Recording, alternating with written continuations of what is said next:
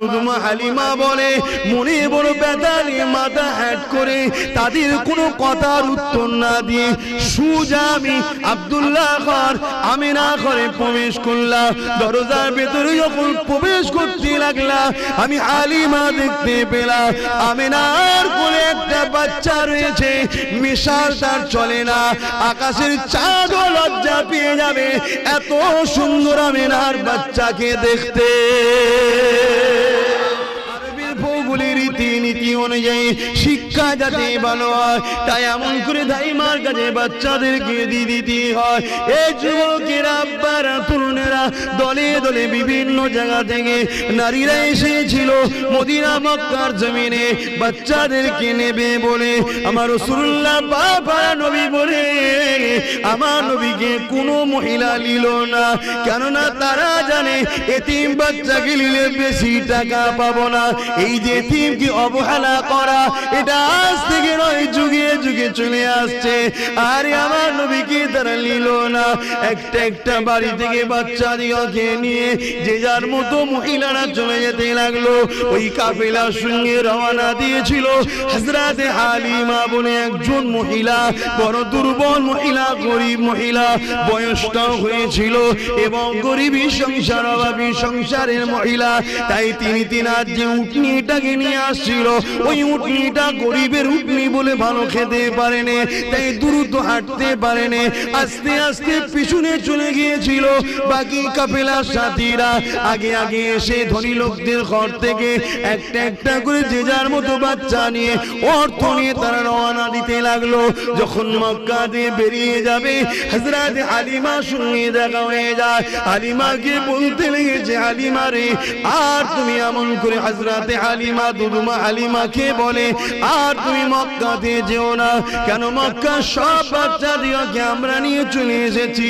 হ্যাঁ একটা বাচ্চা আছে আব্দুল্লাহর ঘরে, যে আব্দুল্লাহ নাকি দুনিয়ায় নাই, এতিম বাচ্চা।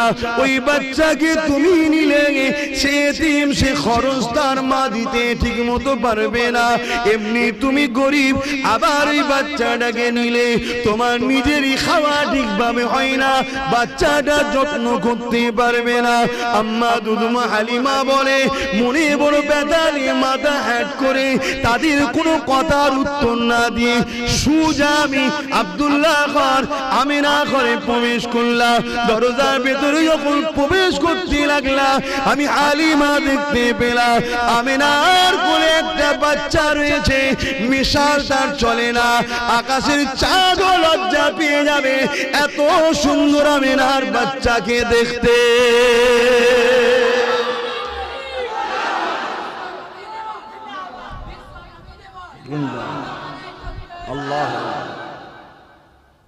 আমার রাসূলকে দেখে আকাশের চাঁদও নিজেকে ঢেকে নিতেন, এত সুন্দর আমার রাসূলকে দেখতে। চাঁদের খুঁত আছে, আমার রাসূলের কোনো খুঁত ছিল না। জোরে বলুন সুবহানাল্লাহ। এ নজওয়ানেরা, এ আমার দাদা পীরের এলাকা মানুষেরা, ও চাচুয়া গ্রামের মানুষেরা, আশেপাশে গ্রামের বাপ মারা ভাই বোনেরা, আল্লাহ পাক আমার আপনার নেতাকে কি সম্মান কি মর্যাদা দিয়েছে। আমার আপনার নেতা যখন শিশু বানাতে ঘরে শুয়েছিলেন, বিছানাতে শুয়ে শুয়ে আকাশের চাঁদ উঠেছে, খোলা আসমান দেখা যাচ্ছে, আল্লাহ নবী ইশারাটা করেছে, সাদা আঙুলটা আসমানের দিকে তুলে শিশুর বেলাতে নবী আমার চাঁদের দিকে যখন ইশারা করে আঙুলটা ডান দিকে দেয়, চাঁদটা নবীর ইশারা পেয়ে ডান দিকে যায়, বাঁ দিকে দেয়, চাঁদটা নবীর ইশারা পেয়ে বাঁ দিকে যায়। আমার নেতার ইশারাতে শিশু বেলাতে চাঁদ হুকুম পালন করে। সেই নেতা অনুসারী আমরা, শুধু মুখে বললে দরদ থাকা দরকার নবীর উপরে, ঠিক না বে ঠিক?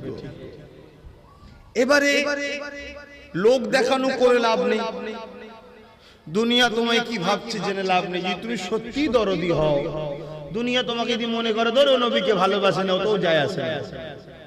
তুমি সত্যি ভালোবাসো, কেউ না জানুক, আমার আল্লাহ জানে, আর আমার আল্লাহ তার দোস্তকে জানায়, অমুক গ্রামে অমুক ছেলেটা, অমুক গ্রামে অমুক মেয়েটা, অমুক গ্রামে অমুক বাপটা, অমুক গ্রামের অমুক মাটা তোমাকে হাবিব খুব ভালোবাসে। আর আমি কথা দিয়েছি, তোমায় যে ভালোবাসে আমি আল্লাহ তাকে প্রেম করে নিই। জোরে বলুন সুবহানাল্লাহ।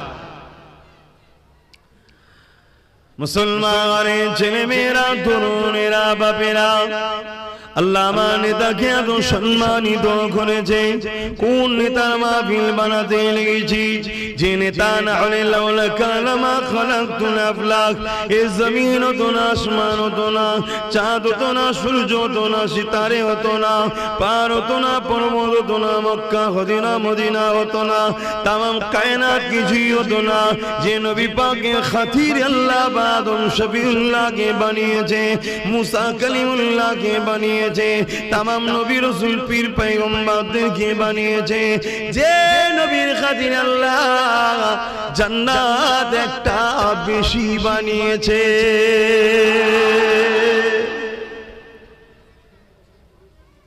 সেই নবীর আলোচনা শুনছি। এই যে আপনারা বসে বসে আমার নবীর কথা শুনবেন, আপনাদের কি লাভ?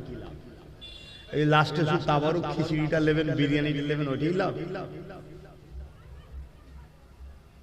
ওটা তো সবার বাড়িতে আল্লাহ করে আজকে আছে, কার বাড়িতে অভাব আছে? তবে একটা দিন আসছে মানুষের বাড়িতে এক মুঠো চাল পর্যন্ত পাওয়া যাবে না, খুব শিগগিরই আসছে। তারপর আবার একটা দিন আসছে যেদিন মানুষের বাড়িতে যেমন ঝাঁট দিয়ে জঞ্জালকে বার করে না মানুষ, কখন গাড়ি আসবে গাড়িতে তুলে দেয়, বিশেষ করে পৌরসভা এলাকাগুলি হয়, ওই রকম মানুষ তার ঘর থেকে সোনা দানা ঝাঁট দিয়ে বস্তা করে বাইরে বার করে রাখবে, ভাই নিয়ে যা ভাই, সেটাও আর সবই আল্লাহর পরীক্ষা। এই যে আমরা বসে শুনবো, আমরা কি পাবো?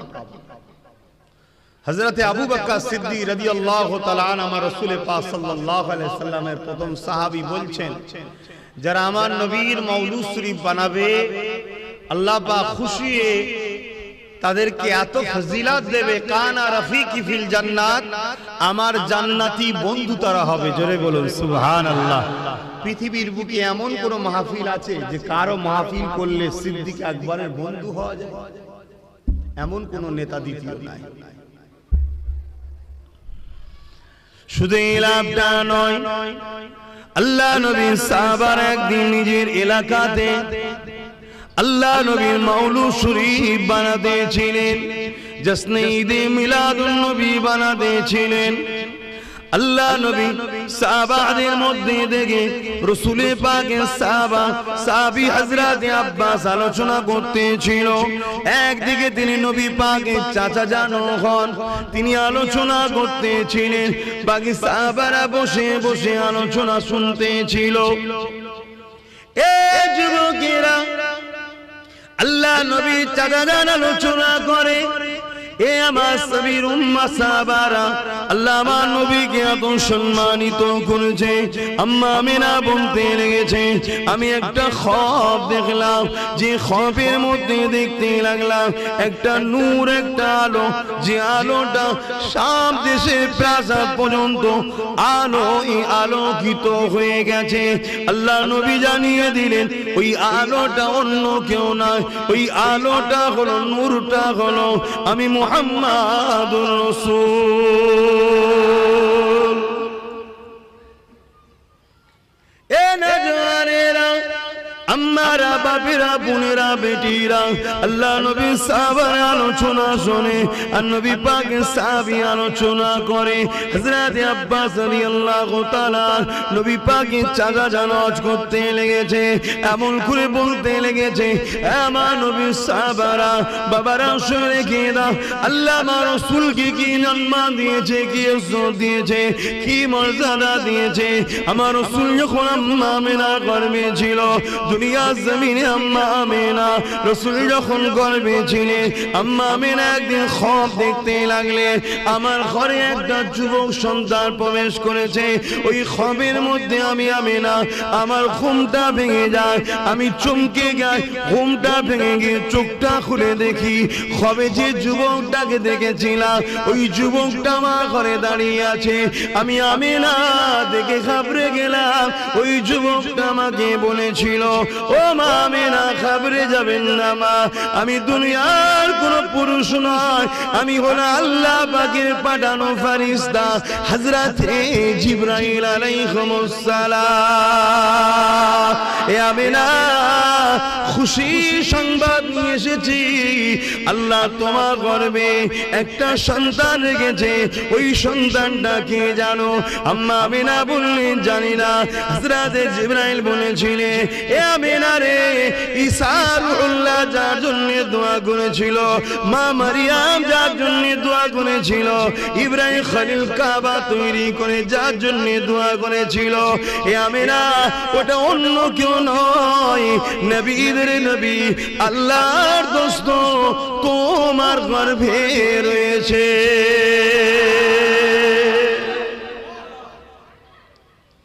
সেই নেতার আলোচনার মাহফিল যদি চুপ করে বসে শুনি আর এই আলোচনা শুনেই যদি অন্তর খুশি হয় ফায়দা আছে না না একটু সারাদিন ফায়দা আছে না না কি ফায়দা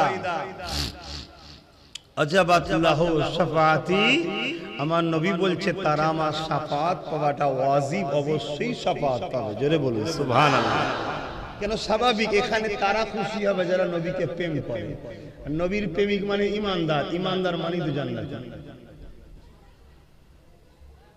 কত মর্যাদা যে রাসূলের শাফাআত পাওয়া যাবে নবীর মাউলুদ শরীফে বসে নবীর আলোচনা শুনে যদি আরো অন্তর ঠান্ডা হয় খুশি হয় সে এত বড় মর্যাদা পাবে জান্নাত কি না যায় বলুন না গো হ্যাঁ আল্লাহ বলেছে কি না যায় সেটা হলো জান আর মালের বিনিময় যদি আল্লাহ তোমার জান না কবুল করে মাল যদি অ্যাকসেপ্ট না করে তো বেকার কিন্তু রাসূল বলছে আমার মাউলুদে বসে খুশি বানালে ওয়াজাবাত লাহু শাফাআতি আমি নবী আমার শাফাআতটা তারা পাবে জোরে বলুন সুবহানাল্লাহ তাহলে আমার নেতার সম্মান বুঝলাম আমার নেতার মর্যাদার কথা বুঝলাম আমার নেতার মাহফিলের গুরুত্ব বুঝলাম এটা অন্য কেউ এর আদৌ বুঝবে না এটা একমাত্র প্রেমিকেরাই বুঝবে এ যুবকেরা আল্লাহ নবী দুনিয়ায় তাশরীফ এনেছিলেন 570 খ্রিস্টাব্দে বারো রবিউল আউয়ালে সোমবার সন্ধ্যা থেকে সময় আজ থেকে কিছু কম বেশি 1450 বছর আগে ওই সময় পৃথিবীর জমিনে আসমান ও জমিন গাছপালা তরুলতা পশু পাখি তামাম মখলুকাত খুশি হয়েছিল কাবা বুঝেছিল আমি শিরক মুক্ত হব আমি মুক্তি পেয়ে যাব কাবা খুশি হয়েছিল মক্কার জমিন খুশি হয়েছিল আমি রহমতের নবীর কদম পাবো একমাত্র খুশি হয়েছিল শয়তান আর শয়তানের অনুসারীরা আজও দুনিয়া জমিনে কোন জায়গায় যদি আমার নবীর আমদের আলোচনা হয় আমার নবীর প্রশংসা তারিফ করা হয় আমার নবীর আগমনের আলোচনা হয় আজও দুনিয়ার জমিনে এই মাসটা এলে এই তারিখটা এলে সবাই খুশি হয় আসমান জমিন খুশি হয় গাছপালা তরুলতা খুশি হয় আজকে দিনও শুধুমাত্র খুশি হয় না ইবলিস শয়তান আর তার চালারা না জানি আমার আপনার কারণ তোরটাতে ইবলিস দখল করে রেখেছে আমার জানা নাই আপনি নিজের অন্তরকে প্রশ্ন করে দেখুন আর যদি না মাহফিলে আপনি খুশি না হন, আমার নবীর আলোচনায় যদি খুশি না হন, আমার নবীর আলোচনার মাহফিলে যদি আনন্দ না পান, মনে রেখে দেবেন আপনার অন্তরটা আস্তে আস্তে ইবলিসের কবজায় চলে গেছে। এই জায়গা থেকে আপনাকে ফিরে আসার রাস্তা আছে। ওই রাস্তাটা হলো উযকুরুল্লাহ যিকরান কাসীরা, আল্লাহ নামে বেশি বেশি করে জিকির করে অন্তরে ধাক্কা দিতে হবে। আল্লাহ আল্লাহ আল্লাহ আল্লাহ আল্লাহ আল্লাহ আল্লাহ, এইভাবে আল্লাহর পবিত্র জাত নামকে ডেকে ডেকে অন্তরকে পবিত্র করতে হবে। কেননা পৃথিবীর একটা মানুষ জান্নাত যেতে পারবে না যদি তার অন্তরে রসুলকে রসুল চিনে, জানের থেকে বেশি ভালোবেসে আদব করে যদি মেনে না নেয়, সে কোনোদিন আল্লাহ পাকে জান্নাতে যেতে পারবে না। কেননা জান্নাতে সে যাবে যে আমার আল্লাহর দোস্তকে ভালোবাসবে।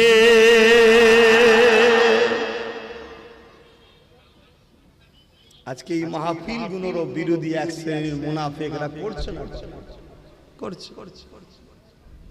তারাও বড় বড় ডিগ্রিধারী, বড় বড় বক্তা, বড় বড় মৌলী সাহেব, বড় বড় সব হযরতজি, তারাও বিরোধী। কিন্তু আবার এক শ্রেণীর মানুষ বাধা হলে যত যাই হোক, ঝড় ঝাপটা তুফান, অর্থের অভাব যাই হোক, এই মাহফিল কিন্তু তারা প্রতি বছর চালিয়েই যাচ্ছে। হযরতে শাহ ওলিউল্লাহ মুহাদ্দিস দেহলভী রহমাতুল্লাহ আলাইহি, যিনার দিল্লিতে মাজার আছে, ফুরফুরা ও দেওবন্দি উভয়ের আকাবেরের মাথায় যিনি রয়েছেন, আমাদের উভয়ের মাতার আকাবের পীর সাহেব ইমাম, যিনি এশিয়া মহাদেশে এই ভারতবর্ষে সর্বপ্রথম হাদিস এনেছিলেন, ওই পরিবার। তো উনি প্রতি বছর রসুলের মিলাদ করতেন। এক বছর খুব অভাব দেখা দিয়েছে, তো এই ছুলা করেছে, ছুলা সবাইকে দিচ্ছে একটা একটা করে ছুলা, এত অভাব, লাস্টে একটাই বেঁচেছে। হুজুর খাবেন বলে আল্লাহ রসুল তাশরীফ এনেছেন হুজুরের হুজরা মোবারকে, জোরে বলেন সুবহানাল্লাহ। আল্লাহ নবী তার ভালোবাসার মানুষকে বড় আদর করে বলছে, বাবা মুহাদ্দিস তুমি একা খাবে। এটা হচ্ছে আদর, এটা ভালোবাসা। রসুলের কোনো জিনিস প্রয়োজন না, আল্লাহ থেকে অনেক সদগাই আমরা পাই, ঠিক না বেটি? তাহলে কতটা আপন মনে করে, রক্তের সম্পর্ক কাফন পর্যন্ত, আর ইমানের সম্পর্ক জান্নাতের ভেতর পর্যন্ত, জোরে বলুন সুবহানাল্লাহ। ইমানের সম্পর্ক ঠিক করো। আর ইমানের আমার আপনার বীজখানে দাঁড়িয়ে থাকবে মাত্র একজন, তিনি হলেন মুহাম্মদুর রাসূল, জোরে বলুন সুবহানাল্লাহ। যদি বলেন আল্লাহকে বাদ দিলেন কারণ, নাউযুবিল্লাহ, ভুল বুঝবেন না, ওনাকে রাখলেই সব পেয়ে যাবে, আর ওনাকে বাদ দিলে সব অন্ধকার। ওনাকে রেখেছিল বলেই তো আবু বকর সিদ্দিক হয়ে গেল, ওনাকে রেখেছিল বলেই তো ওমর ফারুক হয়ে গেল, ওনাকে রেখেছিল বলে তো উসমান গনি হয়ে গেল, ওনাকে রেখেছিল বলে হযরত আলী মাওলা আলী হয়ে গেল, জোরে বলুন সুবহানাল্লাহ। সব ওনার প্রেম।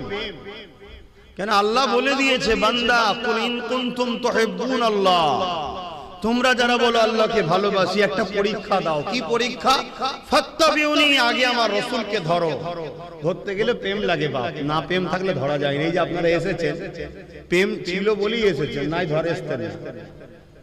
নাই ঠিক খাবার সময় যদি খাবার যদি ব্যাপার থাকতো, শুধু খাবার সময় চলে এলেই তো মিটে যেত।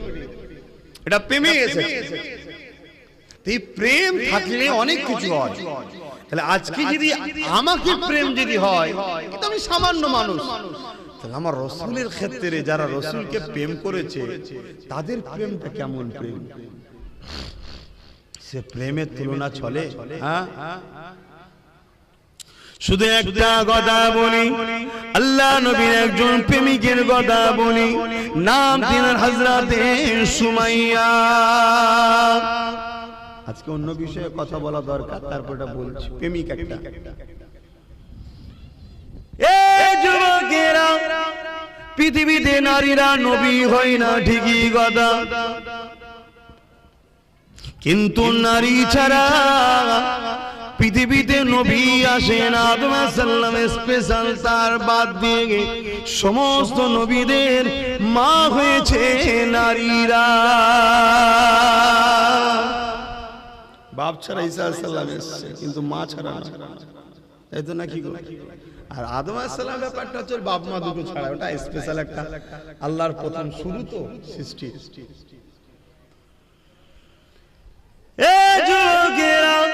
ইসলামের ইতিহাসে আমার নবীর বহু প্রেমিক রয়েছে, আমার নবীকে অনেক ভালোবেসেছে, কিন্তু আমার নবীর প্রেমে ইসলামের ইতিহাসে সর্বপ্রথম যিনি জান দিয়েছে উনি কোন পুরুষ নয়, উনি হলো নারী, যিনার নাম হলো আম্মা জান হযরতে সুমাইয়া। এ যুবকেরা, আম্মা সুমাইয়ার অপরাধ কি ছিল? আম্মা সুমাইয়ার অপরাধ একটাই হলো, আবু জেহেলের দল ছেড়ে দিয়ে আমার রাসূলুল্লাহ দলে চলে গিয়েছিল। এই জন্য আবু জেহেল বলেছিল, সুমাইয়া রে, মুহাম্মদকে ছেড়ে দাও না, তোমাকে অনেক জুলুম করা হবে। আম্মা সুমাইয়া বলেছিল, যত জুলুম করো না কেন, আমি মুহাম্মদ রাসূলকে ছাড়বো না, আমি আমার আল্লাহকে ছাড়বো না। এই ঈমানদারেরা, ঈমান কাকে বলে বোঝার চেষ্টা করে। ঈমান শুধু মুখে বললে হয় না, মুহাব্বত করি। আল্লাহ পাক কঠিন পরীক্ষা নেবে, ওই পরীক্ষায় পড়ে গিয়ে ঘাবড়ে গেলে হবে না, ওই পরীক্ষায় পড়ে গিয়ে ধৈর্য হারা হলে হবে না। আম্মা সুমাইয়া দেখিয়ে দিল বিশ্বের মানুষকে ঈমান কাকে বলে, ঈমানদাররা কেমন হয়। আর আমার আল্লাহ দেখিয়ে দিল, এ সুমাইয়া রে, কিয়ামত যতদিন হবে দুনিয়া জমিনে আমার একটাও যদি ঈমানদার থাকে, সুমাইয়া তোর আলোচনা হতে থাকবে। কেন তুই আমাকে প্রেম করেছিস, আমার হাবিবকে প্রেম করেছিস, কিয়ামতের শেষ দিন পর্যন্ত তোর আলোচনা হবে। ফুরফুরার আব্বাস সিদ্দিকও তোর আলোচনা করবে, তাই তো করছি আজকে। আর তোর আলোচনা শোনার জন্য হাজার হাজার পাগল বসে থাকবে, তাই তো আপনারা বসে আছেন আমার আলোচনা শুনবেন। ইতিহাস তৈরি অত সহজে হয় না বাবা। আম্মা জান কে আবু জেহেল কি করলো? বাজারের বীজকারী লোকেদের সামনে অর্থ উলঙ্গ করে দিল, বেউজ্জতি ব্যাপার। অর্ধ উলঙ্গ করে বলেছিল, সুমাইয়া আল্লাহকে ছেড়ে দে, মুহাম্মাদের দল ছেড়ে দে। আম্মা বলেছিল, এ আবু জেহেল, যতই জুলুম করিস না কেন, যতই যাই করিস না কেন, ওটা আমার শরীরের উপরে, জিসমের উপরে করতে পারবি। আমার যে জায়গায় আল্লাহকে বসিয়েছি, আমার যে জায়গায় নবীকে বসিয়েছি, ওই জায়গাতে কখনো তোর চোর চলবে না। ওটা আমার অন্তর, ওটা আমার হৃদয়। এই যুবকেরা, এই কথা শুনে আবু জেহেল রেগে গিয়ে ঘোড়া মাগানো দুটো। আম্মা সুমাইয়া দুই পায়ে ভালো করে দড়ি বেঁধে দিল, ঘোড়ার পায়ে দড়ি বেঁধে দিয়ে ঘোড়াকে ছুট কাটাতে লাগলো। আর বুকের উপরে একটা ভারী পাথর চাপিয়ে দিল। নিঃশ্বাস নিতে কষ্ট হতেছিল। গরম মরুভূমির বাড়ির উপর দিয়ে আম্মা সুমাইয়াকে টেনে টেনে যেতে নিয়েছে। ভেবে দেখুন তো দেখি, চোখটা বন্ধ করে ভেবে দেখো, যদি আপনাকে বালির উপর দিয়ে টেনে নিয়ে যাওয়া হয়, যে গরম বালিতে মানুষ পা দিতে পারে না, ওই গরম বালিতে আম্মাকে চিৎ করে শুইয়ে দিয়ে টেনে টেনে টেনে টেনে নিয়ে যেতে লেগেছে। ঘোড়া ছুটতে লেগেছে, বুকে আবার ভারী পাথর, দম নিতে অসুবিধা হচ্ছে, পিঠের কোমরের চামড়া কোনো ছিলে ছিলে ছিলে ছিলে ছিলে ছিলে আম্মার ঘাড়ের কাছে জড়ো হয়ে গেছে। তথাপিও আম্মার জবান থেকে আল্লাহ আল্লাহ নবীর নাম মুছতে পারেনি।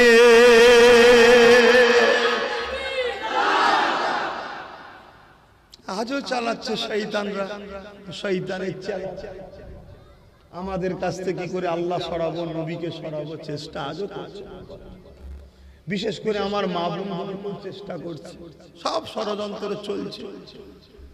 এইবারে বাপ যে প্রেম করে সে কখনো ছাড়বে না, কেন যে প্রেম করছে প্রেমের মজা বুঝেছে তো। সে খেতে পেলেও আল্লাহ বলবে, না খেতে পেলেও আল্লাহর বলবে। সে বিমারে থাকলেও আল্লাহ বলবে, সুস্থ থাকলেও আল্লাহ বলবে, অভাবে থাকলেও আল্লাহ বলবে, অভাব মিটে গেলেও আল্লাহ বলবে।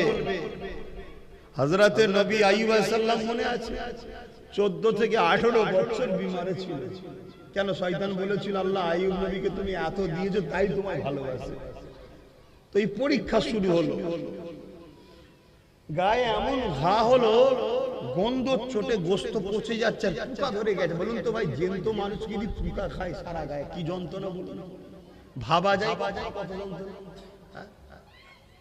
এত কষ্ট, 18 বছর ধরে ঘা নিয়ে পড়ে আছে, গন্ধ চোটে নিজের ছেলে বউ বাচ্চা গ্রামবাসী সব ছেড়ে দিয়ে পালিয়ে গেছে, শুধু একটা স্ত্রী ছাড়ে। সবই আমরা জানি। তথাপিও কি তিনি আল্লাহর উপরে নারাজ হয়েছিলেন? লাস্টে যখন জবানে পোকা ধরবে তখন তিনি একটাই কথা বললেন, আল্লাহ আপনি যাতে রাজি আমি তাতে রাজি, তবে এই জবানে আপনাকে ডাকি, আপনি বড়ই রহমান, আপনি বড়ই মেহেরবান। আমার আল্লাহ খুশি হয়ে গেলেন। যাও ফেরেশতা ওর বিমার, ওর যা কিছু সব কেড়ে লিয়া হয়েছিল সব ফিরিয়ে দাও। আবার জোরে বলুন সুবহানাল্লাহ। একটা টাইম থাকে, একটা লিমিট থাকে, সেই দিন পর্যন্ত আল্লাহ আপনাকে পরীক্ষা করে। এবার যাকে যত বেশি ভালোবাসে তাকে তত কড়া পরীক্ষা নেই। সেই পরীক্ষায় আমাদের ঘরে ধৈর্য ধরে পার হতে হবে।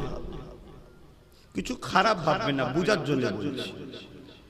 যে যাকে ভালোবাসে সে যদি তাকে ডাকে, গভীর রাত্রিরে বিশাল বাজ পড়ছে, পানি পড়ছে, আপনার ভালোবাসার মানুষ যদি আপনাকে ডাকে যে আসুন, তুমি আসো, তোমার সঙ্গে আমার কথা আছে, তোমাকে আমার দেখতে ইচ্ছা করছে, এত বাজ এত পানি মনে থাকে তো সব ছুটবে, তাই তো নাকি? দুনিয়ার যদি আমরা সৃষ্টি হয়ে সৃষ্টিকে এত ভালোবাসতে পারি, বাজ পানি ঝড় তুফান আমাদেরকে আটকাতে পারে না। আল্লাহকে যখন প্রেম করি তাহলে দুনিয়ার লোভ লালসা আমাদেরকে আটকাই কি করে? তো নিশ্চয়ই প্রেম হচ্ছে না। যদি প্রকৃত প্রেম হতো পৃথিবীর কোন শক্তি আমাদেরকে আটকাতে পারবে না। কেন? আগে তো পারেনি, ইতিহাস বলছে পারেনি। আল্লাহ নবী যখন দুনিয়ার জমিনে আসলেন, নবী আমার আস্তে আস্তে বড় হলেন। যে কাজ নিয়ে নবী আমার এসেছিলেন ওই মেসেজটা নবী পৌঁছাতে লাগলো। কাবা শরীফের পাশে দাঁড়িয়ে গেল, নবী আমার দাঁড়িয়ে গিয়ে বলতে লাগলো, লা ইলাহা ইল্লাল্লাহ আনা মুহাম্মাদুর রাসূলুল্লাহ। যারাই নবীকে ভালোবাসতো, যারাই মুহাম্মদকে আলামিন বলেছিল, যারাই আমার নবীকে বলতো খুব ভালো ছেলে, যারা আমার নবীর প্রশংসা করতো, যারা আমার নবীর সঙ্গে নিজের বাচ্চাদেরকে খেলতে বানাতো, নবী না হলে তাদের বাচ্চারা যাবে না, সব সময় আমার নবীকে যারা খুঁজতো। কিন্তু নবী যখন 40 বছর বয়সে বলল, লা ইলাহা ইল্লাল্লাহ আনা মুহাম্মাদুর রাসূলুল্লাহ, এ বিশ্বের মানুষেরা তোমাদের হাতে তৈরি করা 360টা, এরা তোমার ইলাহ নয়, এরা তোমাদের মাবুদ নয়, এরা তোমাদের প্রভু নয়, এরা তোমাদের খালেক নয়, এটা তোমাদের কাল্পনিক বানানো। কেন? প্রভুকে কেউ দেখেনি, প্রভুর কোনো ফটো নেই, মূর্তি নেই, প্রভুর কোনো ছবি নেই, প্রভুকে কেউ দেখেনি। প্রভু আমাকে পাঠিয়েছে শতশেষ নবী রাসূল করে। এর আগে ঈসা নবীকে পাঠিয়েছে, মুসাকে পাঠিয়েছে, ইব্রাহিম নবীকে পাঠিয়েছে, ইসহাক নবীকে পাঠিয়েছে, ইসমাইল নবীকে পাঠিয়েছে, ইউসুফ নবীকে পাঠিয়েছে। এইভাবে যুগে যুগে যুগে যুগে তোমরা যখন প্রভু রাস্তা ভুলে গিয়ে অন্যায়ের দাসত্ব শুরু করো, শয়তানের তাবেদারি তৈরি করো, তখনই প্রভু তার পক্ষ থেকে নবী রাসূল পয়গম্বর পাঠায়। আমি হলাম সেই আখিরি জামানার নবী, আনা মুহাম্মাদুর রাসূলুল্লাহ। আমাকে মেনে নাও তোমরা। যারা আমার নবীর প্রশংসা করেছিল, যারা আমার নবীকে আলামিন বলেছিল, চিরসত্যবাদী বলেছিল, তারাই মুখ ফিরিয়ে নিয়ে চলে গেল। কেননা তাদের স্বার্থে আঘাত করলো। আজও আছে, আজও আছে যারাই আপনাদের কারণে হুড়োহুড়ি করবে, যারাই আপনাদের কারণে কত শাবাশি দেবে, যখনই দেখবেন স্বার্থে আঘাত করবে তারাই তখন ফসতে নেবে। আজও আছে। আল্লাহ রসুল দ্বিতীয় দিন আবার গেলেন, আবার লোককে ডাকলো। শুনছেন তো বাপ ভাইরা, অনেক কষ্ট করে পৃথিবীতে ইসলাম প্রচার হয়েছে। মুড়ি পেঁয়াজি খেয়ে কথা বুঝে আসছে, অনেক কষ্ট। আল্লাহ নবী শেষবেলার একটা কথা বলি শোনেন, কতটা কষ্ট করেছে আল্লাহ নবী। দুনিয়া জমিনে এসে তো বাপকে হারিয়ে ফেলেছিল। যখন নবী আমার মায়ের গর্ভে ছিলেন, আব্বা আব্দুল্লাহ ইন্তেকাল হয়ে গিয়েছিল। দুনিয়ায় ভূমিষ্ঠ হয়ে নবী কখনো আব্বা বলে ডাকতে পারেনি। এই ছেলেরা, যুবকেরা, আমার আম্মা বোনেরা, আরে আমার নবীকে আল্লাহ পরীক্ষা নিয়েছে, তোমাকে আমাকে নেবে না, হতে পারেনি। সবর করো, ধৈর্য ধরো, দুদিনের ময়া জালে জড়িয়ে আখিরাতকে ভুলে যেও না গো। সবই আল্লাহ পাকের পরীক্ষা। আবার নবী পাক যখন দুনিয়া গমন করলেন, আরবের ভৌগোলিক রীতিনীতি অনুযায়ী শিক্ষা যাতে ভালো হয়, তাই এমন করে দাইমার কাছে বাচ্চাদেরকে দিতে হয়। এই যুবকেরা, আব্বারা, তরুণেরা দলে দলে বিভিন্ন জায়গা থেকে নারীরা এসেছিল মদিনা মক্কার জমিনে বাচ্চাদেরকে নেবে বলে। আমার রাসূলুল্লাহ বাবা নবী বলে, আমার নবীকে কোনো মহিলা নিল না, কেননা তারা জানে এতিম বাচ্চাকে নিলে বেশি টাকা পাবো না। এই যে এতিমকে অবহেলা করা, এটা আজ থেকে নয়, যুগে যুগে চলে আসছে। আরে আমার নবীকে তারা নিল না। একটা একটা বাড়ি থেকে বাচ্চা দিকে নিয়ে যে যার মতো মহিলারা চলে যেতে লাগলো। ওই কাফেলার সঙ্গে রওনা দিয়েছিল হযরতে হালিমা বলে একজন মহিলা, বড় দুর্বল মহিলা, গরিব মহিলা, বয়সটাও হয়েছিল এবং গরিবী সংসার, অভাবী সংসারের মহিলা। তাই তিনি তিনার যে উটনিটাকে নিয়ে আসছিল, ওই উটনিটা গরিবের উটনি বলে ভালো খেতে পারেনি, তাই দ্রুত হাঁটতে পারেনি, আস্তে আস্তে পিছনে চলে গিয়েছিল। বাকি কাফেলার সাথীরা আগে আগে এসে ধনী লোকদের ঘর থেকে একটা একটা করে যে যার মতো বাচ্চা নিয়ে, অর্থ নিয়ে তারা রওনা দিতে লাগলো।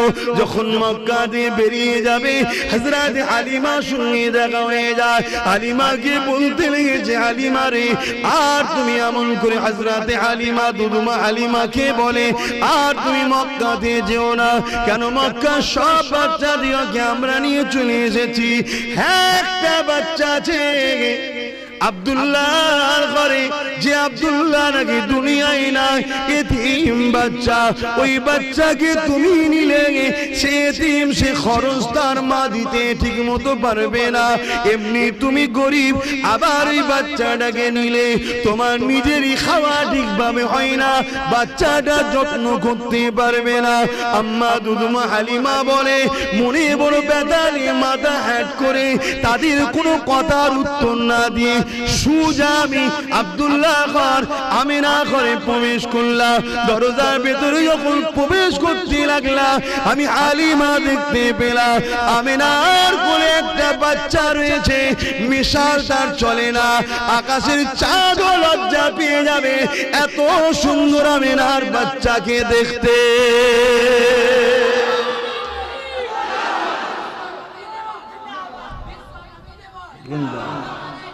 আল্লাহ, আমার রাসূলকে দেখে আকাশের চাঁদও নিজেকে ঢেকে নিতেন, এত সুন্দর আমার রাসূলকে দেখতে। চাঁদের খুঁত আছে, আমার রাসূলের কোনো খুঁত ছিল না। জোরে বলুন সুবহানাল্লাহ। কি গো, বলা যাবে তো নাকি? কেন এখন বাবা কথা বলা যাচ্ছে না? তাম্মা আমিনা হুজুরের কোলে আমার রাসূল রয়েছে। রাসূল তারা আম্মার মুখের দিকে তাকিয়ে আছে। দুদুমা হালিমা ঘরে ঢুকেছে। আম্মা হালিমা বলছেন, আমিনার কোলে তো তুলনা চলে না, বুঝাবার জন্য বলছি, চাঁদের যেন একটা টুকরো রয়েছে। জোরে বলুন সুবহানাল্লাহ। আমি যখনই ঘরে ঢুকলাম, আমিনার থেকে মুখটা ঘুরিয়ে মুস্তাফা জানে রহমত আমি হালিমার দিকে তাকালো। তাকিয়ে একটা মুচকে হেসেছিল। আমার মন যেন বলছে, মোহাম্মদ কিছু বলতে চেয়েছে, এটাই বলতে চেয়েছে। হালিমা দুনিয়া তোকে লাঞ্ছিত অপমানিত করে, শুধু তুই গরিব বলে একবার আমাকে কোলে তুলেলে দুনিয়া তোকে সালাম ঠুকবে। জোরে বলুন সুবহানাল্লাহ। আজ আব্বাস সিদ্দিকীর জান কুরবান হয়ে যাক আমার রসুলের দুধমা হালিমার কদমে, ঠিক না বেটি? আহা হায় রে হালিমা, কাকে কোলে নিয়েছে? আমার রসুলকে কোলে নিলেন, অনেক বড় কথা। রওনা দিলেন। আম্মা আমেনা কিন্তু বলেন ইনি আখিরি জামানার নবী, বলেন কেন? দুশ্মন থাকে না, থাকে না। পৃথিবীতে একদল ধার্মিক থাকে আর একদল আবার ধর্ম ব্যবসায়ী থাকে। ধার্মিক যে কোনো ধর্মেরই হোক, সে অন্য ধর্মকে কখনো আঘাত দেয় না। কেন? সে ধার্মিক। কেন? সে তার ধর্মকে ভালোবাসে। সে জানে ইট মারলে পাটকে লাগবে। কিন্তু ধর্ম ব্যবসায়ী যারা, তারা সর্বসময় কিন্তু একে অপরের ধর্মকে আঘাত দেয়। এবার এই ধর্ম ব্যবসায়ী সব ধর্মেই কম বেশি আছে, নেই বলে আছে, কম বেশি আছে। তাদের জন্যই তো ফিতনাটা শুরু হয় পৃথিবীতে। তো ভাইয়েরা আমার, তা আম্মা জান হযরতে আমেনা হুজুর কিন্তু বলেননি যেটা আখিরি জামানার নবী হবে। শুধু এতটুকু বলেছে, তুমি আমার বাচ্চাকে নিয়ে যাবে, আমার বাচ্চার জন্য কোনো কষ্ট না হয়। ওই এক চাউনিতেই তো হালিমা হুজুর প্রেমে পড়ে গেছে। তাই বলেছে, আমেনা তুমি নিশ্চিন্তায় থাকো, আমি আমার জান দিয়ে দেবো, তোমার বাচ্চার জন্য কোনো ক্ষতি হতে দেবো না। জোরে বলুন সুবহানাল্লাহ। রাসূলকে কোলে নিয়েছি। কোলে লিবার পর শরীরে একটা আলাদা এনার্জি হচ্ছে।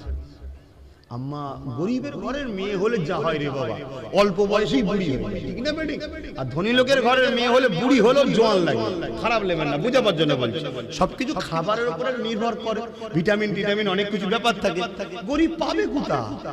ওই তো সেই শাক সবজি মাঠ থেকে তুলে নিয়ে, তাও আবার হয়তো ঠিক একটু ভালো মন্দ গরিব কি আর পায়?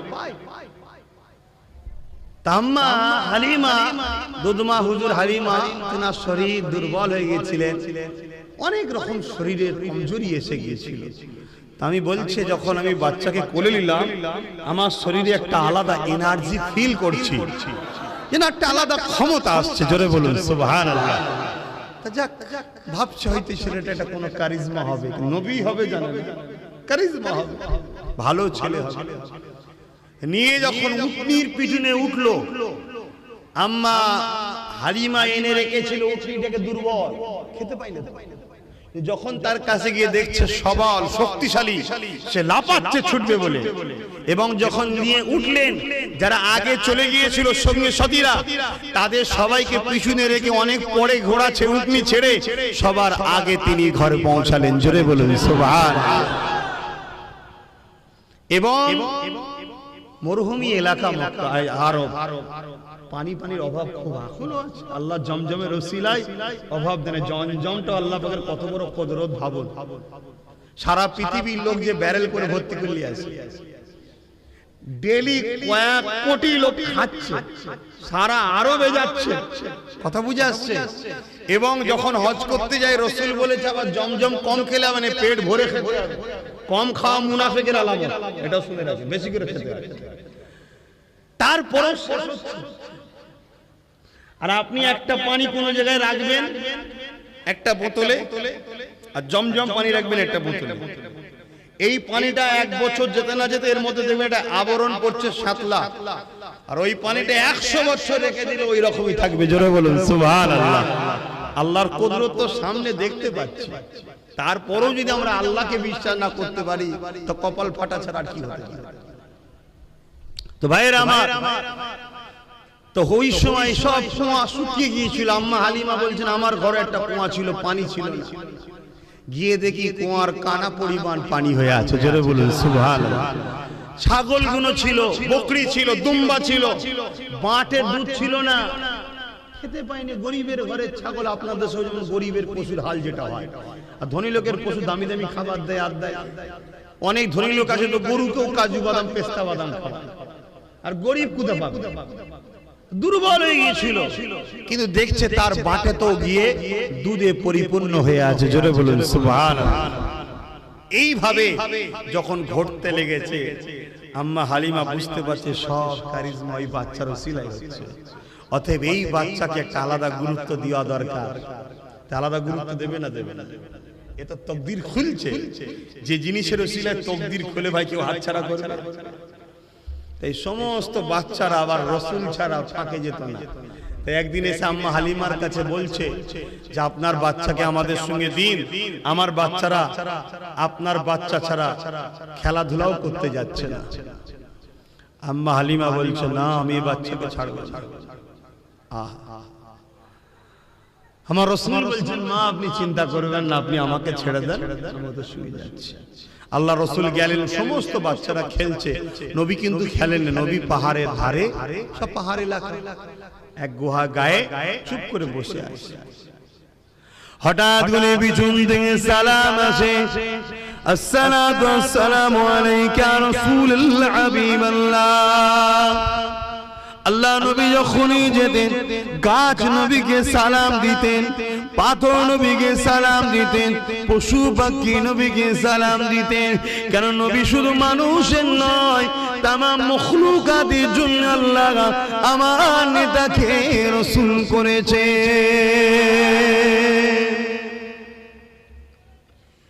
এ নবী পাকের উম্মতেরা, শুধু প্রেম করি নবী মানি বললে হবে না, আমার রাসূলুল্লাহর আদর্শে জীবন করতে হবে। দুনিয়ার কাউকে ফলো করলে হবে না, আমার রাসূল যা করেছে তাই করতে হবে। নবী ছাড়া কাকে ধরবেন? কে আছেন নবীর মতো বলুন তো দেখি? কেউ না আমার নবীর মতো। আরে ছোটবেলাতে আম্মা জান দুধমা হালিমা, তিনারও একটা সন্তান ছিল, নিজের সন্তানকে দুধমা হালিমা বাঁ দিকের স্তনটা পান করাতো, আর আমার রাসূলুল্লাহকে ডান দিকের স্তনটা পান করাতো। একদিন বেখেয়ালে আম্মা হালিমা বলতে লেগেছে, আমি মুহাম্মদকে বাঁ দিকের স্তন পান করাতে গেলাম, আমার বাচ্চাকে বড় খিদা লেগেছিল মুহাম্মদকে, আমি বেখেয়ালে বাঁ দিকের স্তনটা পান করাতে গেলাম, আমার মুহাম্মদ মুখ সরিয়ে দিতে লাগলো, বড় বিরক্ত বোধ করতে লাগলো। আমি অবাক হয়ে গেলাম, খিদে লেগেছে তো বিরক্ত হচ্ছে কেন? যখন আবার ডান দিকের স্তনটা পান করাতে গেলাম, আমার মুহাম্মদ আমার স্তনকে পান করতে লাগলো। আমার মনের মধ্যে একটা কৌতূহল হলো, কি ব্যাপার? আবার বাঁ দিকটা পরীক্ষার জন্য এবারে দিলাম, আমি দেখলাম বাচ্চা মুহাম্মদ মনটাকে মুখটাকে ঘুরিয়ে নিচ্ছে, বড় বিরক্ত বোধ করছে। আবার ডান দিকটা দিলাম, পান করলো, আবার একবার বাঁ দিকটা দিলাম, মুখটা ঘুরিয়ে নিচ্ছে, বিরক্ত বোধ করছে। আবার ডান দিকটা দিলাম, পান করিয়ে দিল। ওটাই আমার নবী বিশ্বকে দেখিয়ে দিল, আম্মা হালিমাকেও বুঝিয়ে দিল, মারে আমি মুহাম্মদ আল্লাহ সৃষ্টি অনুযায়ী এক সিস্টেমে আছি, কিন্তু আমি নবী হয়ে আছি। নবীরা কখনো কারো আমানত খেয়ানত করে না, কারণ নবী হলো মডেল, দুনিয়া নবীকে দেখে ফলো করে। আমি আমার ভাই দুধ ভাইয়ের হককে কখনো মারতে পারি না। আচ্ছা, সম্পদ তো হালিমা, এখানে কি হক? মা যদি তার বাচ্চাকে হক মারা না, রাসূল শিক্ষা দিচ্ছে, দেখো খবরদার, তোমার দুধ ভাইয়ের ওটা, এটা আমার ভাই পান করে, ওর হক ওটা। আর আজকে আমরা কি করছি? হক মেরে ধুঁ সরিয়ে ফেলি। হ্যাঁ, এ যুবকেরা, মুখে শুধু দাবি করলে হয় না, এর জন্য আরো ফেসে যাচ্ছেন না। আপনি ইসলামের মধ্যে প্রকৃতপক্ষে আসতে পারলেন না, ইসলামের বাইরেও চলে গেলেন, মুনাফিকি হালে রয়ে গেলেন। তাই আমি আপনাদেরকে বলে দিয়ে যাই, উদখুলু ফিস-সিলমি কাফা, প্রকৃতপক্ষে তোমরা ইসলামের মধ্যে পুরোপুরি ঢুকে যাও। ইসলামের মধ্যে পুরোপুরি ঢুকে গেলে কি করতে হবে? আল্লাহ কোরআন জানিয়ে দিল, লাকাদ কানা লাকুম ফি রাসূলিল্লাহি উসওয়াতুন হাসানা। এ দুনিয়ার মানুষেরা, আমি তোমাদের স্রষ্টা জানিয়ে দিই, আমি মুহাম্মদকে তোমাদের জন্য মডেল করেছি। তোমাদের উঠতে বসতে, শুতে খেতে, চাল চলনে, কারবার ব্যবসা বাণিজ্যে, লেনদেনে, পাড়া প্রতিবেশীর সঙ্গে সম্পর্ক, আত্মীয়তাতে, মা বাপকে কেমন ভালোবাসবে, স্ত্রীর সঙ্গে কেমন সম্পর্ক হবে, স্ত্রী স্বামীর সঙ্গে কিরকম সম্পর্ক হবে, বাচ্চাদের ঘরে কিভাবে লালন পালন করতে হবে, বাচ্চারা বাপ মাকে কিভাবে ভালোবাসবে, সব কিছুই আমার নবী থেকে শেখো। আমার নবী ছাড়া অন্য কারো কাছে চলবে না। এ দুনিয়ার মানুষেরা, আমি আল্লাহ পাক তোমাদের স্রষ্টা, তোমাদেরকে হুকুম করি তুমি নামাজ পড়বে আমার নবীর থেকে শেখো, রোজা রাখবে আমার নবীর থেকে শেখো, হজ করবে আমার নবীর থেকে শেখো, যাকাত দেবে আমার নবীর থেকে শেখো, দান খায়রাত করবে আমার নবীর থেকে শেখো, মা বাপকে ভালোবাসবে আমার নবীর থেকে শেখো, পাড়া প্রতিবেশীকে ভালোবাসবে আমার নবীর থেকে শেখো, অন্য ধর্মের মানুষের সঙ্গে কিভাবে ওঠা বসা করবে আমার নবীর থেকে শেখো। তুমি বিজনেস করছো, ব্যবসা বাণিজ্য করছো, দোকানদারি করছো, সব কিছু আমার নবীর থেকে শেখো। মাফ করবেন, ভুল বুঝবেন না। এমনকি তুমি যদি রাষ্ট্র চালাতে চাও, লিডার হতে চাও, রাজনীতি যদি করতে চাও, আমার আল্লাহ জানিয়ে দিল ওইটাও তোমাকে আমার নবীর থেকে শিখতে হবে। খারাপ লিখে এটা আমাদের আদর্শ। শিখতে সবাই যে যারটা করছে করুক না, আপনি আপনারটা, এটা আদর্শ। সব কিছু এ থেকে যে তোমার লাইফে অন্য কাউকে ফলো করা যাবে না যদি তুমি ইমানদার হও। এটা হুকুম কার? আমার বাপের হুকুম। কার হুকুম? জোরে বলুন, আল্লাহর হুকুম, যিনি তোমার স্রষ্টা। দরুদ শরীফ আল্লাহুম্মা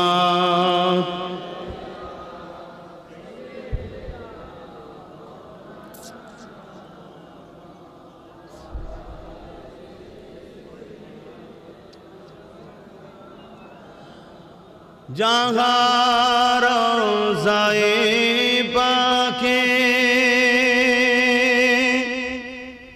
खैरुल वरा है,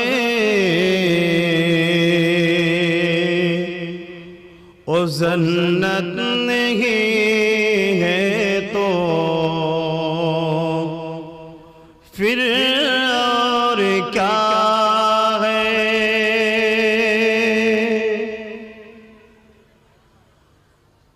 जहाँ रोज़ाए पाके खैरुल वरा है, ओ जन्नत नहीं है तो फिर और क्या है। कहाँ कहाँ मदीने की गलियां, एक किस्मत नहीं है तो फिर और क्या है।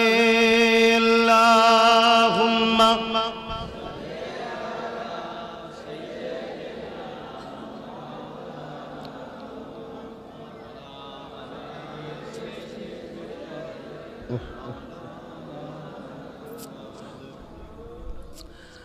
आने वालों ये तो बताओ शहर मदीना कैसा है।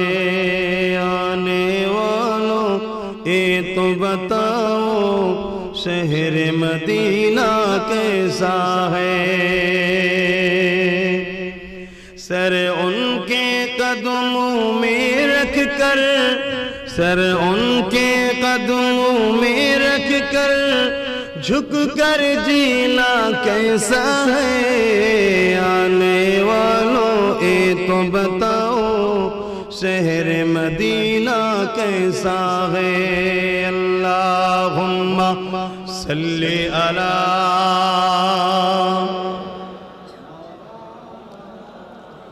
वला आली। তাসেন বিদায় নিবার আগে আমার রাসূলের পাকের আরেকটা শেষ কথা বলে যায়।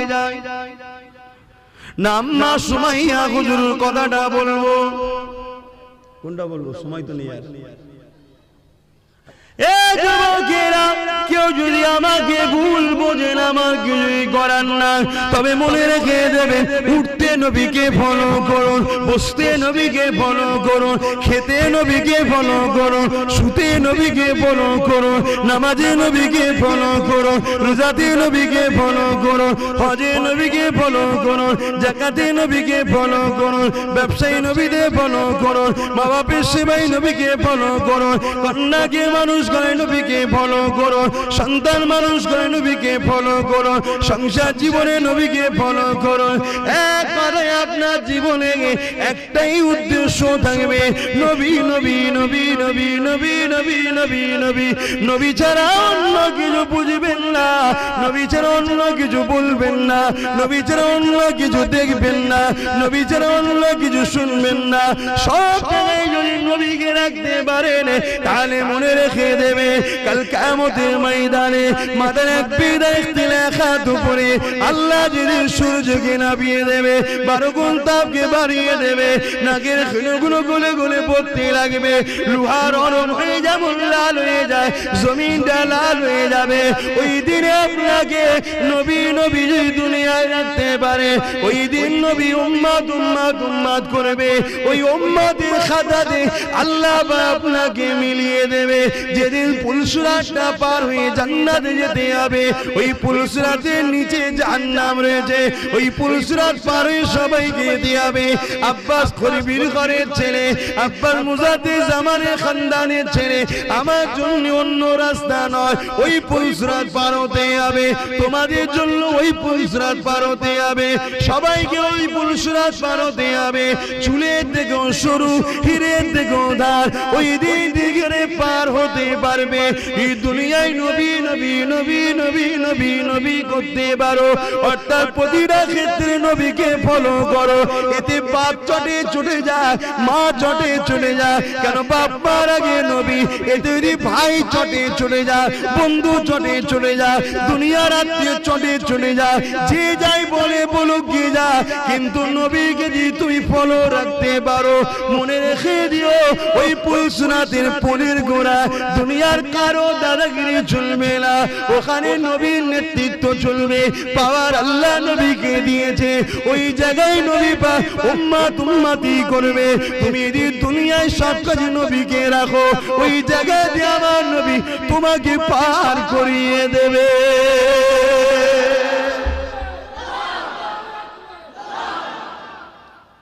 বাকিটা আপনাদের ইচ্ছা, প্রত্যেকের স্বাধীন আছে, কে কি করবে, কি কিভাবে চলবে, কি কি কথা বলবে, সব স্বাধীনতা আছে। কিন্তু আমার ধর্ম আমাকে অধিকার দিয়েছে, আমার দেশ আমাকে অধিকার দিয়েছে। আপনাদেরকে বুঝালাম আমার ইসলাম ধর্মের নীতি আদর্শের কথা। এটা ধর্মীয় মাহফিল, আপনারা মানবেন কি না মানবেন সবটাই আপনাদের ব্যাপার। আল্লাহ আমাদের সকলকে তৌফিক দেন বুঝার মানার। বলুন আল্লাহুম্মা আমিন।